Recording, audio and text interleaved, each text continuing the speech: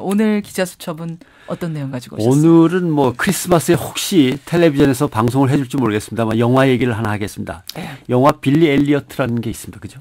있어요. 예. 시골의 광산촌 소년이 발레리노로의 이제 성공하기까지의 이제 성장기를 다룬 영화죠. 예, 예. 이 시대적 배경이 남달라서 영국인들이 엄청 이 영화를 사랑합니다.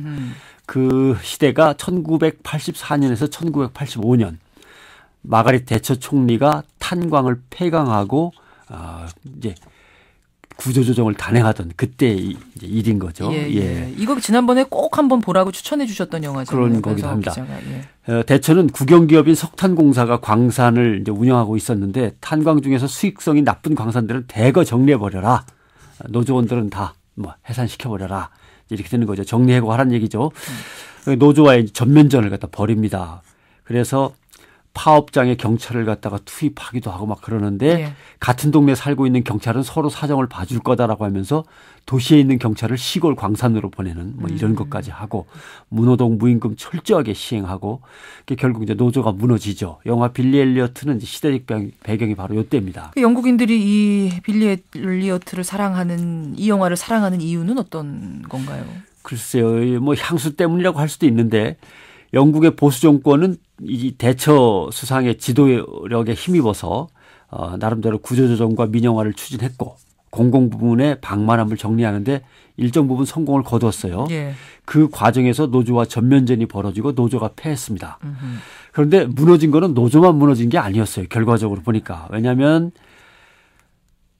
노동을 갖다가 숭고하고 존엄한 것으로 여기면서 살아온 끈끈하고 명예를 자랑하던 영국 사회 자체가 무너지기 시작한 거죠. 예. 탄광은 기업이기도 하고 일터이기도 하지만 어떻게 보면 노동자들의 마음의 고향이고 가족이었던 거죠. 다 특히 같이. 영국에서는 탄광의 그렇습니다. 의미가 남다르죠. 영국에서는 산업화를 맨 처음 시작한 곳으로서 그렇죠. 탄광에서 시작된 거죠. 석탄으로 힘입은 거니까. 예, 예. 예. 그런데 그 이후 이제 영국이 어떻게 변했느냐 이제 이 문제인데 뉴스위크의 기사를 읽어보면 이렇습니다. 올해 영국에서 수십만 명의 공무원들이 정리해고 당하고 인플레이션과 세금은 치솟으며 복지 혜택은 급격히 축소되는 등 영국인의 생활 수준은 1920년대 이후 최악의 상황으로 치달을 것으로 보인다. 대처 수상이 이렇게 공공부문을 정리하고 민영화를 시도할 때만 해도 영국의 초콜릿은 미국 회사가 만들고 런던의 상수도는 독일 회사가 갖고 있고 런던의 전력회사는 프랑스가 갖고 있으리라는 건 상상도 하지 못했었다. 그래요. 예, 이런 거죠. 그러니까 이런 상황이 진행되니까 국민은 당혹스러운 거죠. 그리고 예. 분노도 하고 그리고 신경질적으로 변해갔습니다. 사람들이. 그 결과가 2000년대 들어서 런던 폭력 시위로 나타나고 사회의 신뢰 프로세스가 무너지는 걸로 나타난 거죠. 그런 점에서 그 시절을 갖다가 오히려 안타까워하면서 이제 영화 빌리 엘리어트를 영국인들은 사랑하는 거죠. 네. 또 하나 흥미로운 거는 대처 수상은 문화예술에 대해서 관심이 별로 없었어요. 그래요. 그래서 정부 지원도 대폭 삭감해 버렸습니다. 예, 예. 방만한 곳에 대한 구조조정이죠. 그러면서 뭐라고 했냐면 예술가들도 다른 사람들처럼 스스로 헤엄을 치든지 헤엄을 못 치겠으면 가라앉아 버려라. 이렇게 된 거거든요. 거기에다 신자유주의적 경제정책을 썼죠. 아르헨티나하고 포클랜드 전쟁도 벌였어요. 예. 그러자 음악가들은 안티 대처 그룹을 만들었습니다. 그렇죠. 예, 그래가지고 뭐 유명한 그룹 잼이라든가 결혼식장에서 많이 연주하는 팝송 쉬로 유명한 엘비스 코스텔로. 예, 다 이 안티 대처 그룹입니다. 그래요. 예. 영화 빌리 엘리어트에도 이 잼의 노래라든가 이런 것들이 이제 중간중간 흐르는데 그런데 문화예술이 대처 수상 때 엄청 부흥했어요. 왜요? 분노와 각성과 분발에 의해 가지고 억압을 하니까 오히려 더 폭발한 세상이 거. 이렇게 가서야 되겠냐? 라고 하면서 자유를 위한 뭐 인간을 위한 새로운 음악과 미술 뭐 이런 것들이 막 쏟아져 그것도 또 나오기 역설적인 시작했죠. 상황이네요. 요즘 사실은 이제 대처 이야기를 우리가 많이 하는 게 우리 사회에서 많이 하는 게 박근혜 대통령이 대처 수상을 롤모델로 한다고 해서 예. 또 이야기를 많이 하는 거 아닙니까? 같은 듯 다른 게 있어서 오늘 뭐 그 얘기를 잠깐 해야겠습니다만은 뭔가요? 예를 들면 영국의 석탄 노조는 무지하게 규모가 컸거든요. 그래서 정부가 대들었다가 맨날 정부가 졌습니다. 대처는 좀 더 디테일하게 접근했어요. 예. 노동조합의 권리는 그대로 둔 채 노조 지도부의 권한만 약화시켰습니다.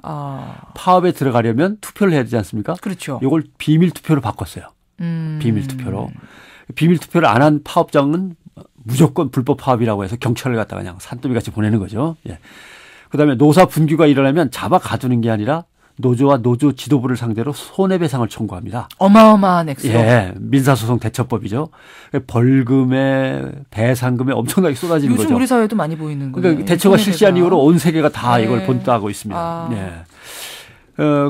그러니까 결국은 노조가 결속력이 약해지고 엄청난 세금 부담과 무노동 무임금에 의해서 벌금 부담에 의해서 이제 무너지는 거죠. 예, 예. 그다음에 광산 노조가 보나마나 파업을 할 거라는 걸 예상하고 석탄을 1년치를 미리 준비하죠. 대처는 1년치를 준비해서 국민들 불만이 없도록 싹 미리 다져놓고 또 노조원들한테 탄광이나 다른 직장으로 취업을 알선도 해줍니다.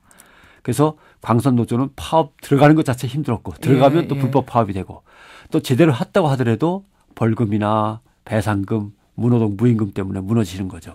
그러니까 정치에도 시장이 있다는 거예요. 대처리즘의 기본 골자는 시장은 시장답게 다뤄야 된다는 겁니다. 줄 거 주고 받을 거 받고 거래할 거 거래하고 예. 이런 식으로 뭘 확 없애고 눌러버리기보다는 살살 유도를 하다가 결정적인 순간에 이제 확 밀고 들어가는 그런 식이죠. 그게 대처식의 예. 어떤 근데 이제 정치군요. 박근혜 대통령이 지금 보여주고 있는 것은 좀 애매해요. 대처 수상은 민영화로 반드시 가야겠다고 소리를 치고 온탕 냉탕을 만들었단 말이죠.